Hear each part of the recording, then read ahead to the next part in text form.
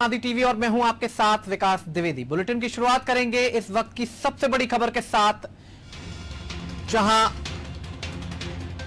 Exit poll में BJP को बढ़त मिलती हुई नजर आ रही है। बीजेपी को औसतन 15 से 18 सीटें मिलने के आसार नजर आ रहे हैं। 10 से 12 सीट पर कांग्रेस जीत दर्ज कर सकती है। बसपा को भी एक सीट पर जीत मिलने का अनुमान जताया जा रहा है। तो इस वक्त की यह बड़ी खबर, शिवराज सरकार बरकरार रहने के पूरे आसार नजर आते हैं। सभी एजेंसियों के सर्वे में बीजेपी इस वक्त बढ़त बनाए हुए है। तो राजधानी भोपाल से इस वक्त की यह बड़ी खबर, जहां एग्जिट पोल में बीजेपी को बढ़त मिलती हुई नजर आ रही है। बीजेपी औसतन 15 से 18 सीटें जीत रही है, वहीं कांग्रेस 10 से 12 सीटों पर जीत दर्ज कर सकती है। वहीं बीएसपी को भी एक सीट मिलने के आसार नजर आते हैं और इस तरह से शिवराज सरकार प्रदेश में बरकरार रहने के पूरे आसार दिखाई दे रहे हैं।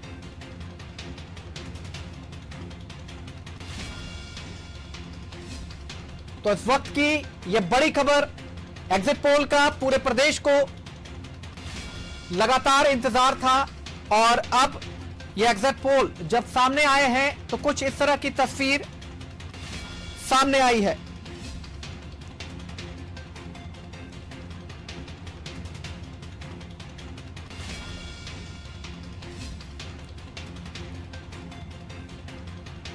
मध्य प्रदेश की सियासत से इस वक्त की यह बड़ी खबर,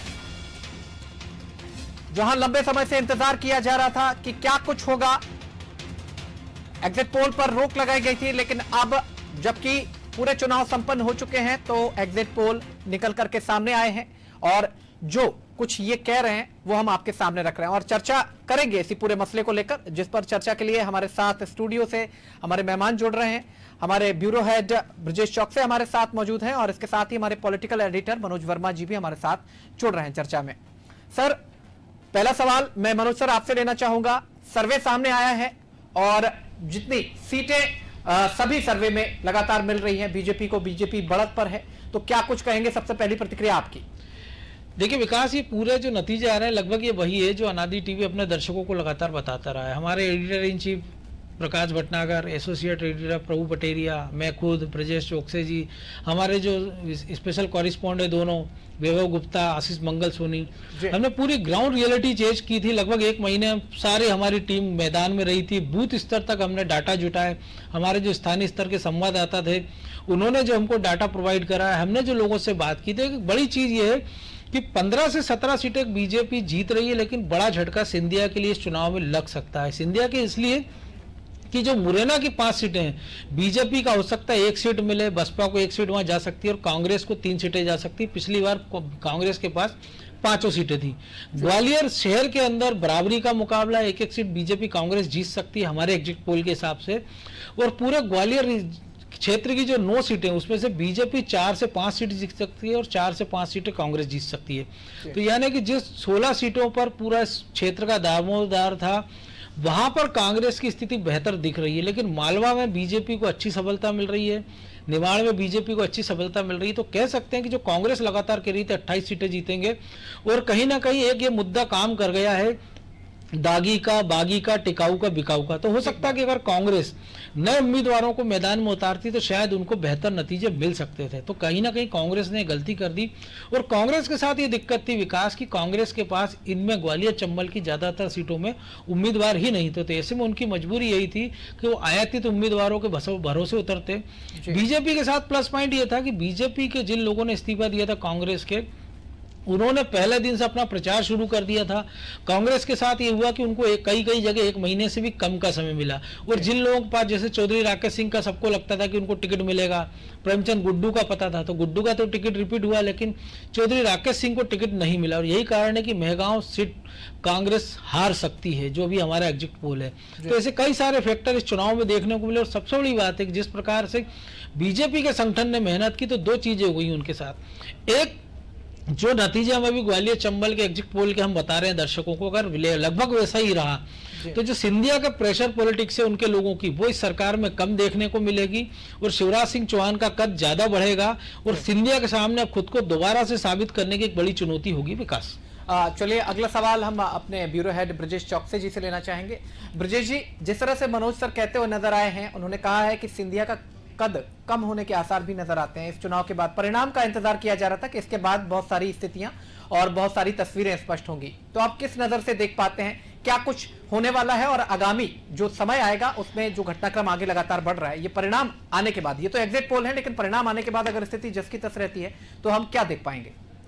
निश्चित तौर पर विकास, जैसा मनोज जी ने बताया, यदि यही ग्वालियर चंबल संभाग की जो एग्जिट पोल हमारे आए हैं और यही रहे परिणाम रहे, तो निश्चित तौर पे सिंधिया जी का कद कमजोर होगा, क्योंकि वो जो 16 सीटें हैं वो पूरी सिंधिया, जहां उनका वर्चस्व था उस क्षेत्र में, वहां की 16 सीटें हैं। यदि वहां की ज़्यादा से ज़्यादा सीटें भाजपा जीतती तो सिंधिया को जरूर फायदा होता और वो कह सकते थे मैं अपनी दम पे जिस दल में रहूंगा वहां से जिता के ला सकता हूँ। हालांकि इसमें उनमें आधा दर्जन सीटें जैसी हैं कि हमारे एग्जिट पोल में भी हमने जो किया है और हमारे संवाददाताओं से जिससे लेके हम और ग्राउंड रिपोर्ट से जो आए, आधा दर्जन सीटें ग्वालियर चंबल इन 15 के अलावा वहाँ कांटे का मुकाबला है विकास, जहाँ पे इस साइड भी मामला जा सकता है, उस साइड भी मामला जा सकता है। तो निश्चित तौर पर हो सकता है कि इसमें और बढ़त हो जाए। जो हमारे आंकड़े हैं यहाँ पे कड़ी टक्कर है, बिल्कुल आमने सामने की, जैसे मनोज जी ने भी बताया ग्वालियर की कि कहीं भी जा सकती है, वहाँ कांटे का मुकाबला है।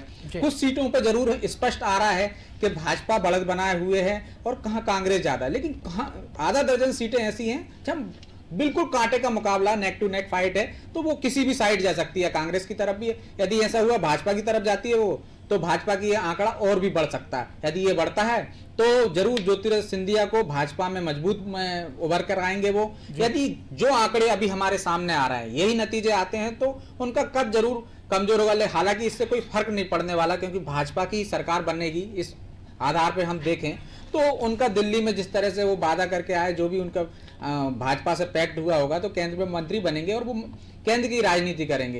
तो अभी फिलहाल 3 सालों में यदि भाजपा की सरकार यहाँ रहती है तो मुझे नहीं लगता कि ज्योतिरादित्य सिंधिया के कद में कोई फर्क पड़ेगा, वो वहीं बने रहेंगे जहां पे रहें।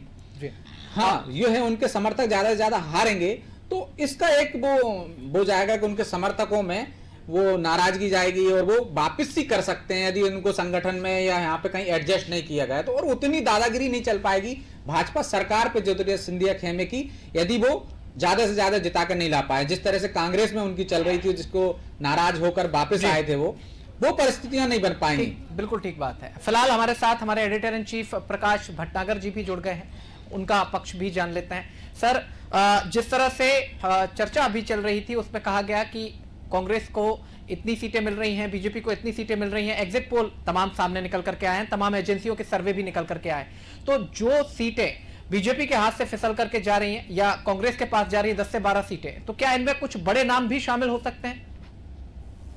देखिए विकास, सबसे पहले तो आप ये जानिए कि 27 सीटें इनमें से तो कांग्रेस की ही हैं, तो बीजेपी को तो जो भी जीतना वो बीजेपी को गेन करना है। बिल्कुल, कांग्रेस तो ये 27 सीटें खो चुकी है। अब कांग्रेस को यदि सरकार में वापस आना है तो पूरी 28 सीटें, इसमें से एकमात्र आगर सीट ऐसी है जहां बीजेपी विधायक के निधन के कारण चुनाव हो रहा है। बाकी सारी 27 सीटें ऐसी है, उसमें से एक ग्वालियर में जोड़ा, ग्वालियर संभाग चंबल संभाग में जोड़ा सीट ऐसी है जहां कांग्रेस विधायक के कारण निधन के कारण हो रहा है।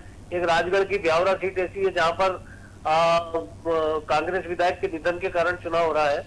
तो मुझे लगता है कि केवल एकमात्र सीट बीजेपी की थी अगर, बाकी सारी सीटें कांग्रेस की हैं और बीजेपी उनमें से सेलवारी करते हुए कम से कम अच्छी संख्या में सीटें जीतने जा रही है। मैं चुनाव क्षेत्रों में होके आया था और मुझे लगता है कि मालवा का जो इंदौर और उज्जैन संभाग है, यहाँ 7 सीटों पर चुनाव हो रहे हैं और इन 7 में से कम भारतीय जनता पार्टी 5 या 6 सीटें जीतने की स्थिति में है। इसी तरह भोपाल संभाग में 1 सीट है सांची, वो बीजेपी जीत सकती है, वो कांग्रेस की सीट थी। सागर संभाग में 2 सीटें हैं, उसमें से सुर्खी बीजेपी जीत सकती है। बड़ा मलेरा में फाइट की स्थिति बताई जा रही है। शेडोल संभाग में अनूपपुर वाली सीट है, वो बीजेपी 100% चुनाव जीत रही है। बाकी जो मेन चीजें हैं वो है ग्वालियर चंबल संभाग की 17 सीटें, राजगढ़ की सीट में भी बीजेपी की बढ़त है।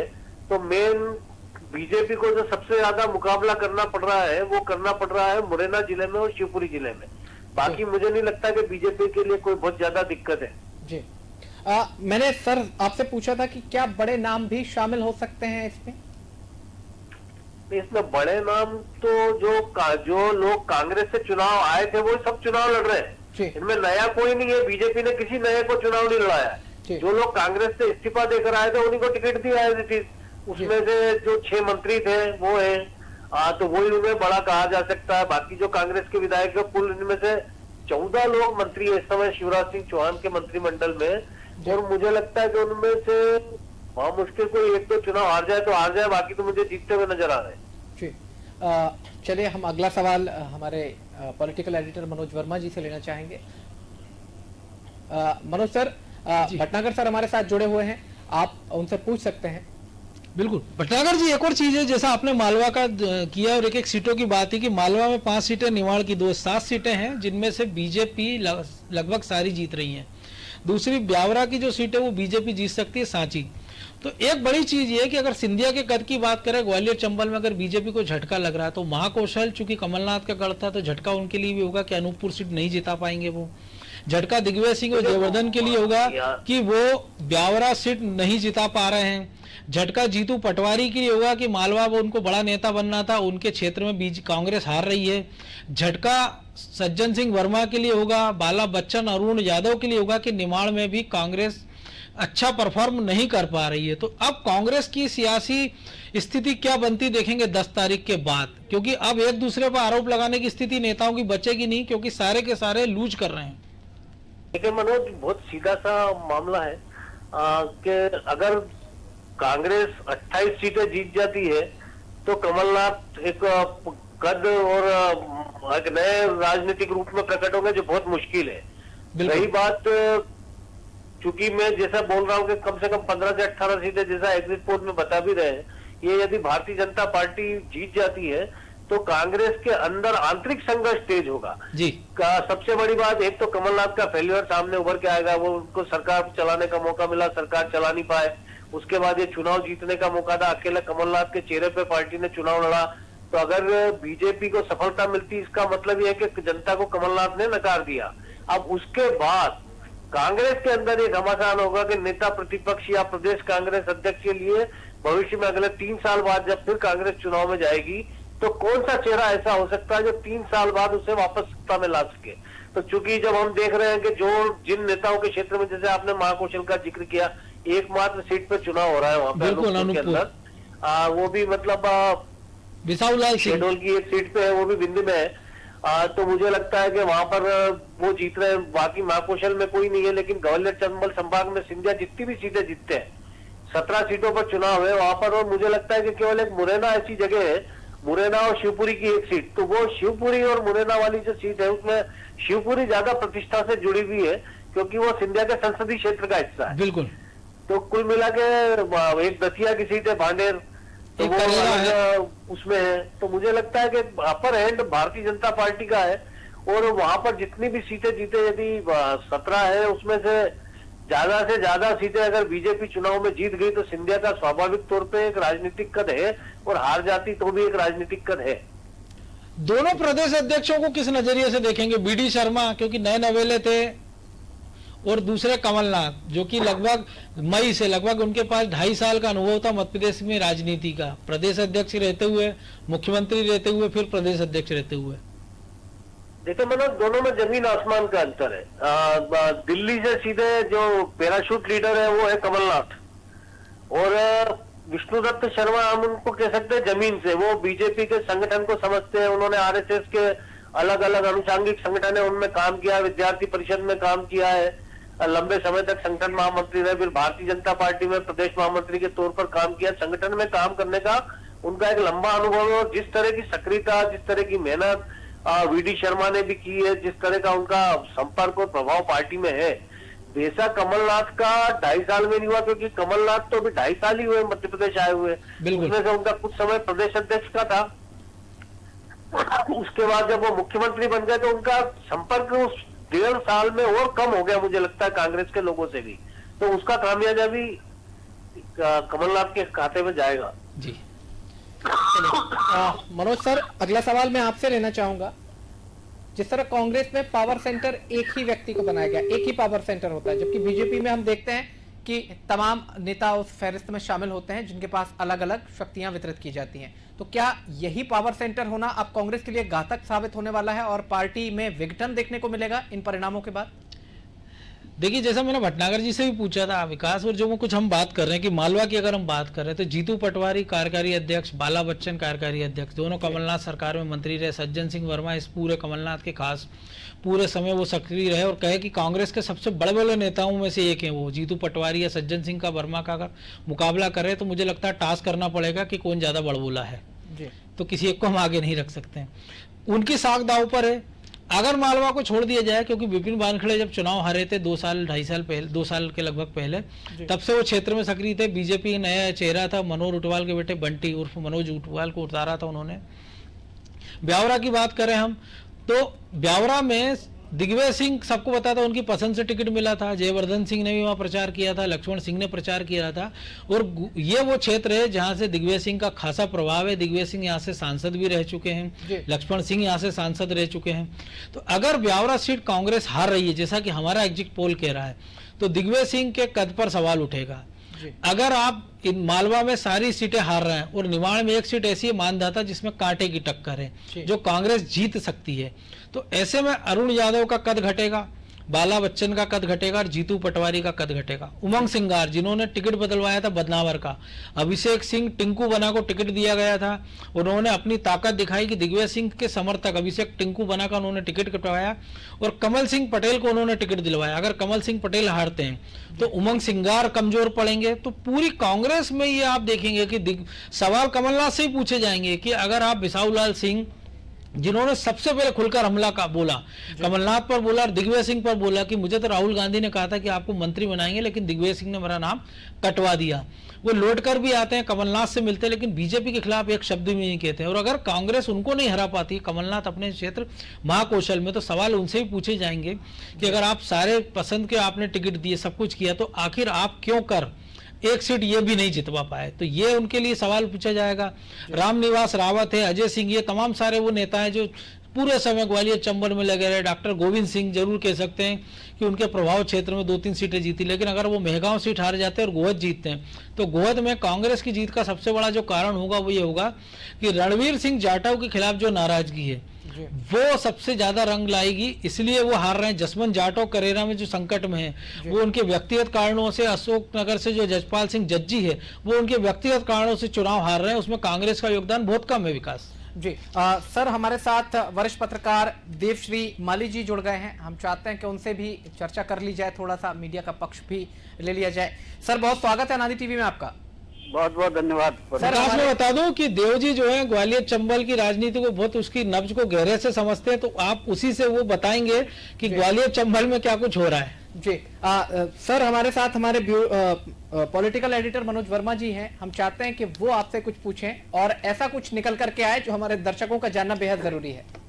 देव जी, चूंकि ग्वालियर चंबल की आप नज्म को समझते हैं, तो आपको लग रहा है कि ये चुनाव के नतीजे जो एग्जिट पोल बता रहा है, तो वो सिंधिया का कद बढ़ेगा घटेगा? और बीजेपी में क्या एक नया जो कह रहे थे कि सिंधिया गुट, उसकी धमक कुछ कम होगी? हाँ, नहीं, मुझे देखो जो परिणाम आए, जो अभी एग्जिट पोल आए हैं, जी बिल्कुल, वो भी ये बता रहे हैं, और अभी एग्जिट पोल के बाद जो मूल रिजल्ट आएगा वो भी बताएगा कि इसमें देखो सिंधिया को चुनाव में तो डैमेज भुगतना ही पड़ा है। ये चुनाव पूरा सिंधिया के खिलाफ रहा, जहां सिंधिया परिवार के खिलाफ एक शब्द किसी भी दल के द्वारा ऐसा नहीं बोला जाता था, और अब पूरे अंचल में गली गली में उन्हीं के आसपास चुनाव रहा जी। और भारतीय जनता पार्टी उनका डिफेंस इसलिए नहीं कर पाई कि वही आरोप जो कांग्रेस लगा रही थी वही जिंदगी भर से भारतीय जनता पार्टी लगाती रही है हमेशा से। उसके बड़े बड़े नेता लगाते रहे हैं, चाहे जमीन के कल मामला रहा हो, चाहे 1857 का रहा हो। तो जो मूलतः इशू भारतीय जनता पार्टी के थे, लेकिन संयोग से या परिस्थितियों बस ये कांग्रेस के हाथ आ गए। कांग्रेस ने इन्हें पूरी ताकत से इसलिए उठाया क्योंकि 1970 के बाद ये पहला मौका था जब सिंधिया परिवार केवल एक पार्टी के साथ चुनाव लड़ रहा था, भारतीय जनता पार्टी के साथ। नहीं तो आप देखेंगे कि 1975 के बाद से जो परिस्थितियां बनी थी, सन 1972 में माधवराव सिंधिया जनसंघ से चुनाव जीते थे और राजमाता सिंधिया जनसंघ में थी। लेकिन जैसे ही इमरजेंसी लगी उसके बाद माधवराव सिंधिया कांग्रेस के साथ हो गए और 77 में वो कांग्रेस के साथ चुनाव लड़े, कांग्रेस के समर्थन से चुनाव लड़े। तो 77 के बाद से हम देखेंगे और 2020 तक कांग्रेस एक तरफ सिंधिया परिवार कांग्रेस में रहता था, दूसरी तरफ बीजेपी में रहता था। 2020 का ये उपचुनाव ऐसा मैजिकल चुनाव है जिसमें सिंधिया परिवार पूरा का पूरा भारतीय जनता पार्टी के साथ है, बुआ भतीजे दोनों, और कांग्रेस छुट्टा हो गई थी तो उसने जमकर सिंधिया पर प्रहार किए। अगर ये रिजल्ट आते हैं जैसा कि एग्जिट पोल बता रहा है, मुझे तो लग रहा है कि उसमें और अभी गुंजाइश है, कुछ और सीटें चंबल में बदलाव आएगा, क्योंकि 2-3-4 सीटों पर जहां 50-50 की पोजीशन है, अगर वो बदलती है तो निश्चित तौर पर सिंधिया का कद घटेगा और भारतीय जनता पार्टी के नेता भी लगभग ऐसा ही चाहते हैं।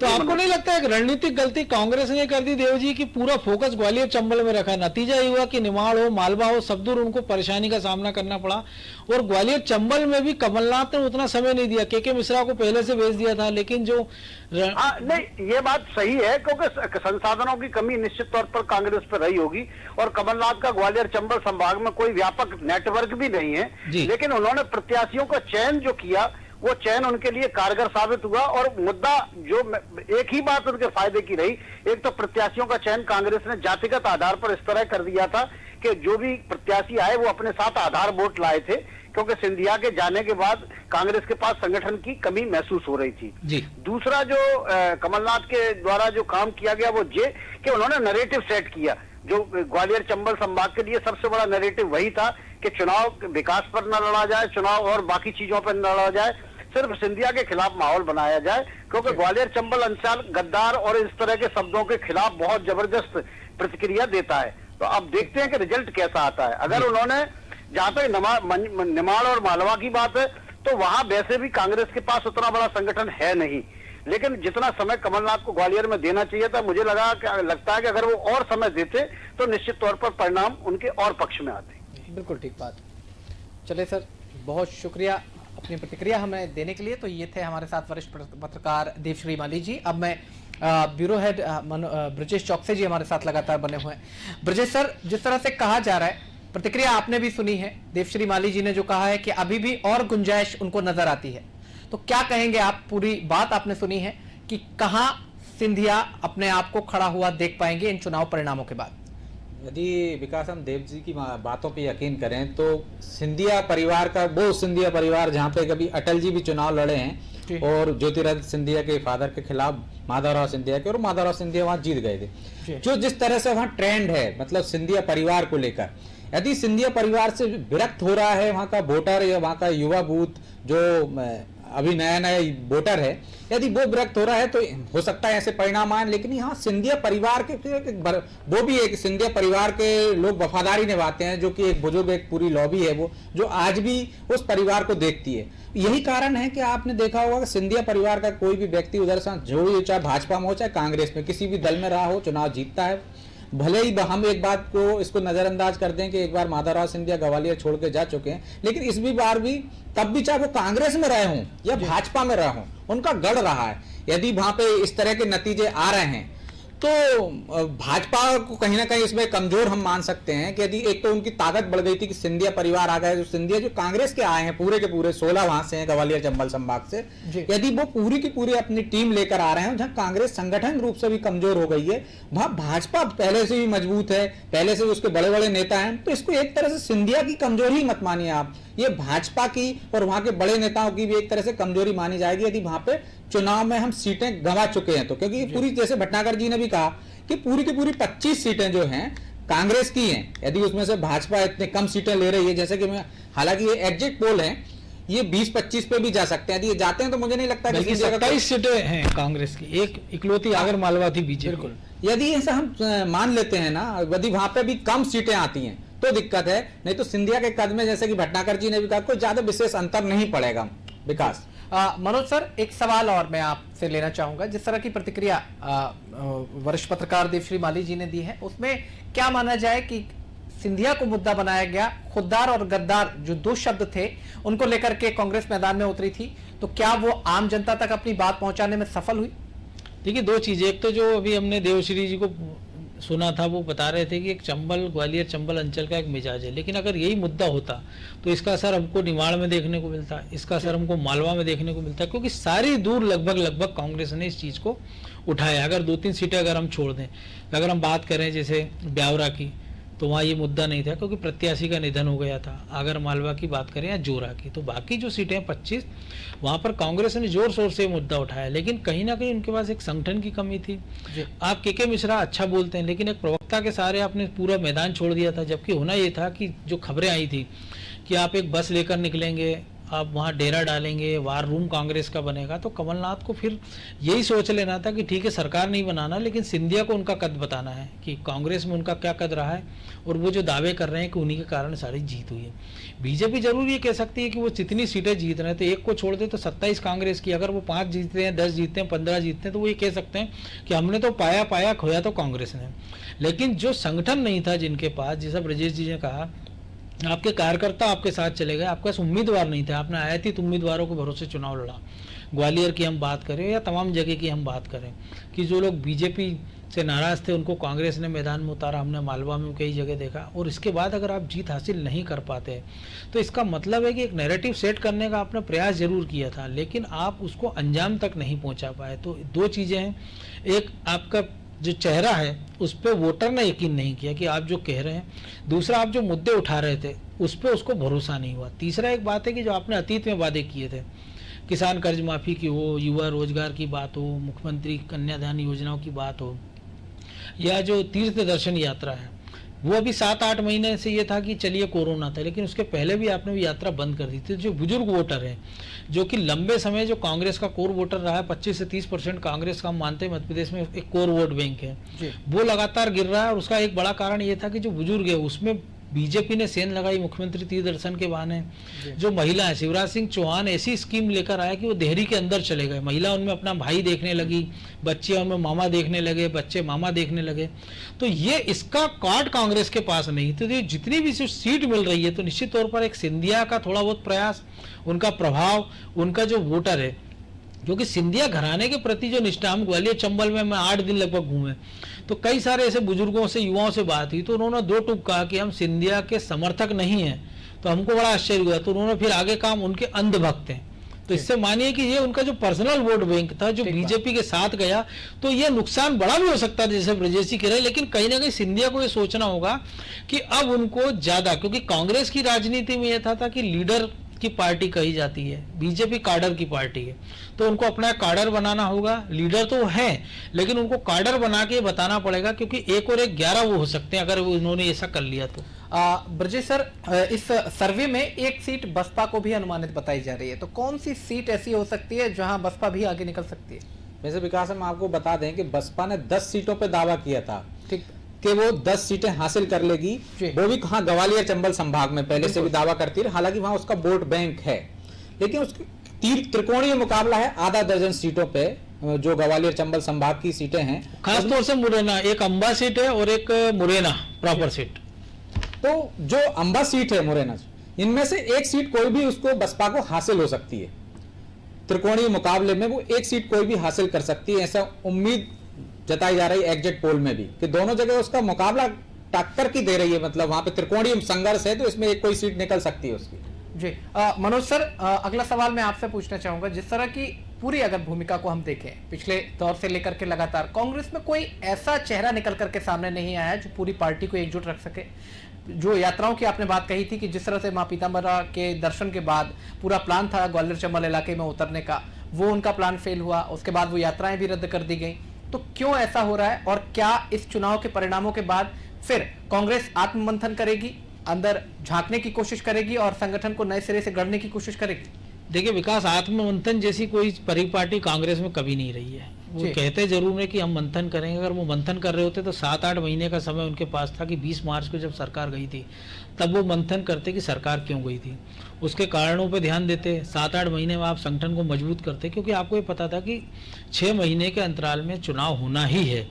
तो आपने वो तैयारी नहीं की, आपने ऐसी एक कोई प्लानिंग नहीं की कि अब हमको क्या करना चाहिए, क्या हमारी स्ट्रेटेजी हो, क्या हम विकास के साथ जाएं। क्योंकि अगर आप ये कह रहे हो किसान कर्ज माफ़ी की, तो आपको एग्रेसिव होकर ये सवाल करना था बीजेपी से कि हमने ये देखिए इतने दिनों में 24 लाख किसानों का कर्ज माफ़ किया, बची हुओं का हम इसलिए नहीं कर पाए क्योंकि बीजेपी ने हमको मौका नहीं दिया, हम युवाओं को इसलिए भत्ता नहीं दे पाए, बीजेपी ने मौका नहीं दिया। लेकिन आप पूरे समय एक दीनहीन जैसी आपने बात की कि मेरा क्या कसूर, तो कसूर आपका ये था, आपके विधायक कह रहे थे, आपके मंत्री कि आप उनको समय नहीं देते थे, आप उनसे बात नहीं करते थे, आप उनसे कहते थे चलो चलो।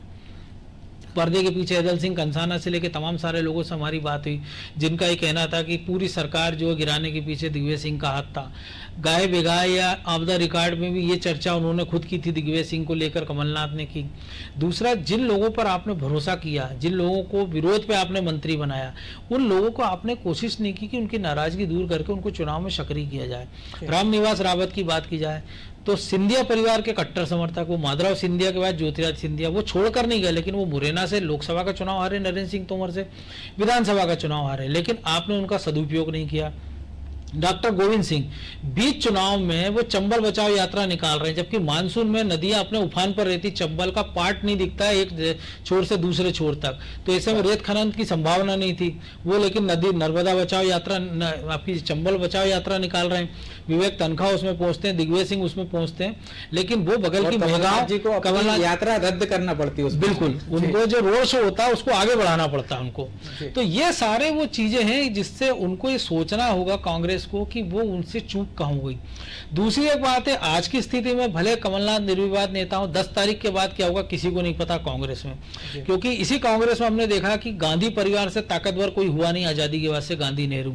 लेकिन राहुल गांधी अध्यक्ष रहते हुए कहते हैं कि मैं बहुत नाराज हूं कमलनाथ से और मैं बहुत नाराज हूं अशोक गहलोत से, उन्होंने अपने बच्चों को टिकट लड़वाया, टिकट दिया और चुनाव लड़वाया और हार गए, लेकिन वो कोई एक्शन नहीं लेते हैं, वो खुद पार्टी से बाहर हो जाते हैं, मतलब अध्यक्ष पद से वो छोड़ देते हैं, कार्यकारी अध्यक्ष की भूमिका में सोनिया गांधी आ जाती हैं। तो इतना ताकतवर परिवार अगर ये कुछ नहीं कर पा रहा है तो इसका मतलब साफ है कि जितने जो कांग्रेस के बुजुर्ग नेता हैं वो अपने हिसाब से पार्टी चला रहे हैं। ऐसे में अब युवाओं के भविष्य की बात करें तो कमलनाथ नकुलनाथ को स्टेब्लिश करने का प्रयास करेंगे अगले वाले 3 सालों में, क्योंकि उम्र के जिस पड़ाव पर दिग्विजय सिंह और वो दोनों खड़े हैं, तो दोनों एक जयवर्धन को आगे बढ़ाएंगे, एक नकुलनाथ को आगे बढ़ाएंगे। जीतू पटवारी के पास मौका था मालवा में, लेकिन उन्होंने मौका गवा दिया। अगर वो 2-3 सीटें जितवाने की स्थिति में होते, क्योंकि भाषण उन्होंने अच्छे दिए, बड़े सारे चुटीले तीर चलाए उन्होंने, चाहे वो सिंधिया की मिमिक्री की हो या शिवराज की हो, लेकिन आप जमीन पर जब तक आपकी पकड़ नहीं है, क्योंकि आप जब विधानसभा में खुद कहते हो कि आप मुझे जिताइए, पार्टी गई तेल लेने, तो फिर पार्टी को कार्यकर्ता और वोटर तेल लेने ही भेज देते हैं। बिल्कुल ठीक बात है। ब्रजेश सर, क्या जिस तरह के परिणाम जो आ रहे हैं उन्होंने कहा है, तो मैं एक छोटी सी प्रतिक्रिया आपकी चाहूंगा बस कि क्या पावर सेंटर कांग्रेस के अंदर चेंज होने वाला है, जिस तरह से राहुल गांधी का बयान आया था और कमलनाथ जी ने जो प्रतिक्रिया दी थी, और उसके बाद अब ये परिणाम आने वाले हैं, तो क्या कांग्रेस का पावर सेंटर बदलने वाला है मध्य प्रदेश के अंदर? विकास जी, जैसे मनोज जी ने बताया कि पावर सेंटर तो कांग्रेस में एक ही था, गांधी परिवार है, और वो एक ही रहेगा जब तक कांग्रेस रहेगी। ठीक बात। रही मध्य प्रदेश का सवाल, तो मध्य प्रदेश में कई पावर सेंटर थे, उन पावर सेंटरों में एक ज्योतिरादित्य सिंधिया शामिल थे, दूसरे में दिग्विजय सिंह शामिल हैं और तीसरे में कमलनाथ शामिल हैं, और एक और पावर सेंटर हुआ करते थे जो सुरेश पचौरी, जो आजकल हाशिए पे पटक दिए गए हैं, उनका कहीं आप नाम देखने को नहीं मिलता। तो हो सकता है इस चुनाव के बाद विकास जी अतिशयोक्ति नहीं होगी कि कमलनाथ जो एक पावर सेंटर है आज की तारीख में, इकलौते पावर सेंटर आपको मध्य प्रदेश में दिख रहे हैं, ये दिल्ली की यात्रा पे चले जाएं और मध्य प्रदेश में सिर्फ एक पावर सेंटर बचे, वो दिग्विजय सिंह का पावर सेंटर हुआ, एक कांग्रेस बचे। जो कांग्रेस रहेगी वो दिग्विजय सिंह की कांग्रेस है, क्योंकि इसके बाद जैसे मनोज जी ने बताया कि जो परिणाम आ रहे हैं इसके बाद कांग्रेस में बड़ी तेजी से घमासान होने वाला मध्य प्रदेश में, और फिर एक दूसरे पे ठीकरा फोड़ी। जैसे सरकार गिरी थी, जैसे मनोज जी ने भी बताया, सरकार गिरी थी तो कमलनाथ जी ने कहा था कि दिग्विजय सिंह ने सपोर्ट नहीं किया, उनके भरोसे रहे, हालांकि बाद में उन्होंने खंडन किया था इस बात का, लेकिन वो झगड़े की बात जो शुरुआत हो गई थी और इस परिणाम के बाद उसमें निश्चित तौर पर बढ़ोतरी होते देखेंगे आप। तो मध्य प्रदेश में कौन पावर सेंटर में आएगा, ये तो आगे दिल्ली और यहाँ के नेता तय करेंगे कि कौन ज्यादा शक्तिशाली है, क्योंकि एक पावर सेंटर को तो वो खदेड़ चुके हैं जो भाजपा में चला गया। तो अब सिर्फ 2 पावर सेंटर बचे हैं, इनमें से कौन रहेगा चुनाव परिणाम के बाद ही पता चलेगा। विकास, एक और चीज है, कांग्रेस में पावर सेंटर के साथ साथ फीडर सेपरेशन भी हो चुका है। अलग अलग सबके फीडर हैं, अलग अलग सबके ट्रांसफार्मर है, सबको अलग अलग समय अलग अलग लोगों को ऊर्जा देते हैं। क्योंकि इस चुनाव में हमने देखा है प्रियंका गांधी का शो होने वाला था, एंड टाइम पे पूरी रणनीति बन गई थी, कहा जा रहा था कांग्रेस की तरफ से वो दतिया से निकलेंगी, जाएंगी पूरे ग्वालियर चंबल के, लेकिन उनका कार्यक्रम पूरे चुनाव हो कहीं नहीं। राहुल गांधी ने मैन चुनाव में कमलनाथ की एक बात का आइटम शब्द पर उन्होंने कहा कि दोस्त से इत्तेफाक नहीं रखते हैं, और कमलनाथ ने कहा कि ये उनकी निजी राय। तो मध्य प्रदेश में सब कुछ ठीक, मध्य प्रदेश में ही नहीं, मध्य प्रदेश की राजनीति से दिल्ली तक में सब कुछ ठीक नहीं है, यानी कि संतुलन और सामंजस्य तो कहीं दिखाई नहीं देता।